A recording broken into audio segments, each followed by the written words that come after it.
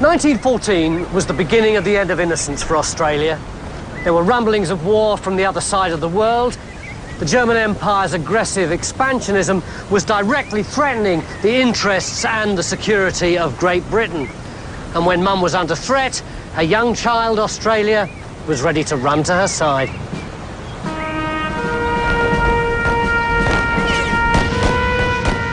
Australia had already offered up its youth for wars in the Sudan, South Africa, even the Boxer Rebellion in China. But this was the big one. Being a valued part of the Commonwealth gave the new nation security and a sense of place in the world. When war was declared on August the 4th, 1914, even while Britain's forces were starting to mobilise, Australia was battle-ready.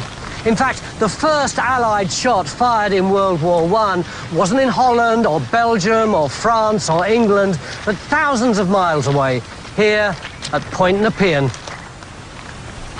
And Major Bernie Gaynor is going to show me what happened. So who was the first shot fired at? The first shot was fired at a German freighter, the SS Fels.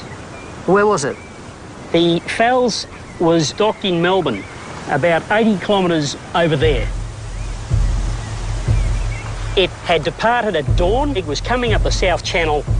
Had war been declared? War had been declared, but news that war had been declared had not reached here. War had been declared about 2 hours previously. Just as it was coming past here, the word came from the headquarters over at Queenscliff that war had been declared. A young officer, whose name was Veal, directed the guns to fire a warning shot across the bows of the Fels. And that's what happened. And the guns are up here? This gun fired at around about 2.5 hours after war was declared in London. And that is why this gun was the first gun among any of the Allied nations to fire a shot in World War I. So did the ship stop when the gun was fired? Well, not immediately, because the Australian pilot on the bridge, Captain Robinson, yes, immediately telegraphed to the engine full astern. Yeah. The German, realising with horror what was happening, immediately countermarted and telegraphed full ahead. And so for a brief period, there was a physical tussle. They're wrestling on the bridge. Wrestling on the bridge. Robinson and the German. Robinson and the German. They were physically fighting. Go forward, go back. Yeah. Stop, surrender. No, I'm not. Until finally, Captain Robinson said, if you don't stop, the next shot will be into the ship. No, that's me. If you don't stop, the next shot will be into the ship. Yeah, well, mine here. Yeah. And that's what happened. At that point, the German realised that he could do nothing. He stopped and he surrendered. Sometimes, just sometimes, I can wear my name with pride.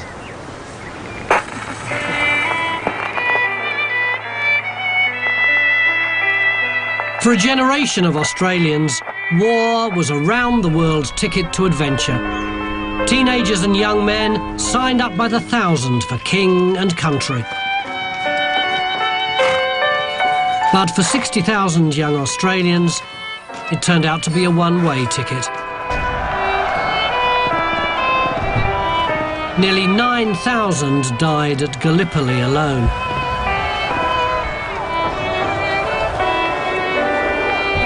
Per capita, Australia sacrificed more lives for England than anyone, except the Irish.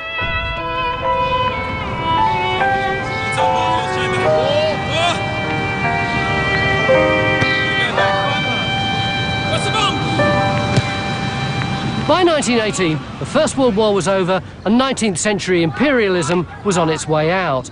But how was Australia going to be able to transform itself from that loose collection of distant colonies thrown together by Federation a few years previously into a thriving, modern 20th century state? It's true that she just contributed to the defeat of the aggressors in Europe, but there was another tyranny much closer to home that she'd been struggling with for decades, and that too would have to be defeated if Australia was going to unite as a nation.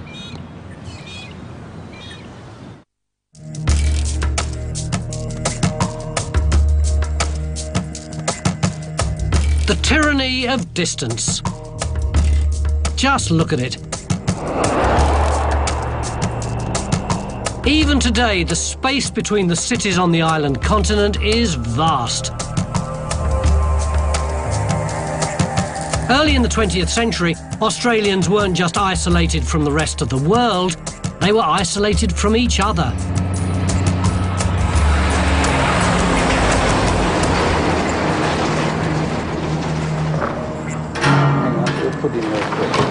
By 1910, the only way forward was suddenly obvious.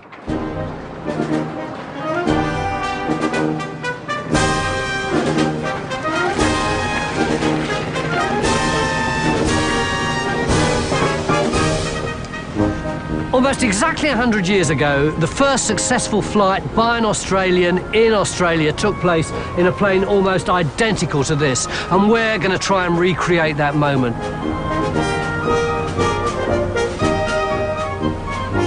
While the Wright brothers were grabbing all the headlines around the world, there was movement at Mr. and Mrs. Dygan's property, Spring Plains, in Maya, Victoria.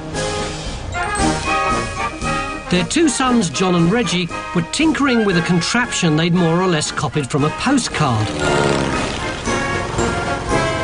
It was 1910, and while American upstart Harry Houdini had already stolen their thunder by claiming the first powered flight in Australia, the Dygan brothers built and flew the first Australian-made plane on the 16th of July, 1910. What's so significant about the original Dygan flight? It was the first powered flight in Australia, built by an Australian. But Harry Houdini had flown over here before, hadn't he? Yes, he came over, but that was an imported plane, and he flew over from America, did his flight and went back again. Yeah. But nobody in Australia had started from scratch. So much Australian history is under the carpet. We pay a lot of homage to overseas history, kings of England and all that sort of thing, but when I went to school I never heard anything about the first flight designed by an Australian who did everything himself. Our pilot today is nearly as old as aviation. 74-year-old Ben Buckley. Where do you want the plane, Ben? I want the plane right there. Yeah. So as I can get the best angle into wind. Yeah. And the best slope. You a bit scared? No, but I'm apprehensive, and I'll be in full consultation with the Almighty, I can tell you. And you're letting your dad do this? I can't stop him. He's been doing this sort of thing since I was knee-high to a grasshopper. What do you have to watch out for? Well, I'm not quite sure yet. I'm a bit And they've got a vital role for me to play. They know not what they do. So what I've got to do is I've got to run along, but this may go down. So when I'm running along, I've got to try and keep it up in the air as well. Let me get this jalopy started. So we're about to make or break history. This, believe it or not, is the... oh, God, it's the starter key. The heavy old thing. And I have to line this up. Go on, Ben. That's it. Contact.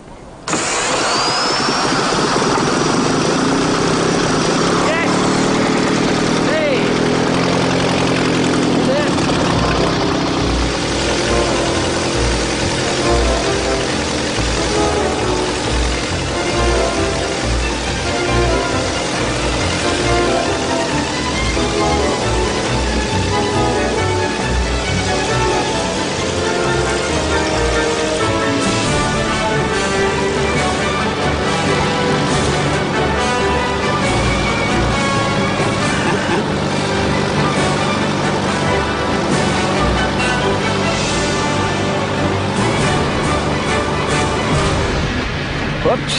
Houston, we have a problem. Whoa, whoa, whoa, whoa, whoa, whoa,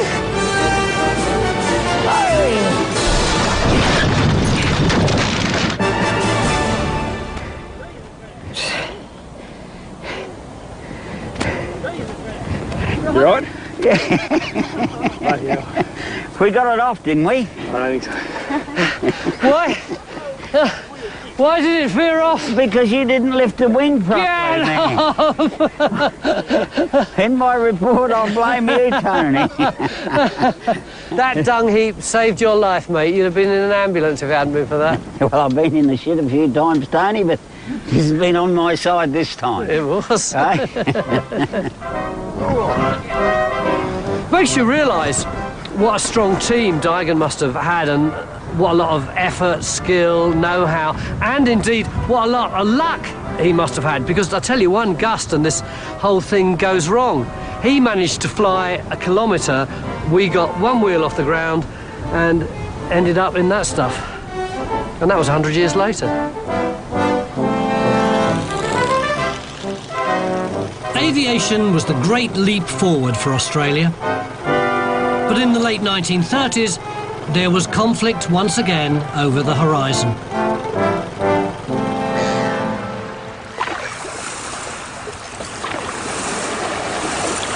On September the 3rd, 1939, Australia heeded the call from Mother England.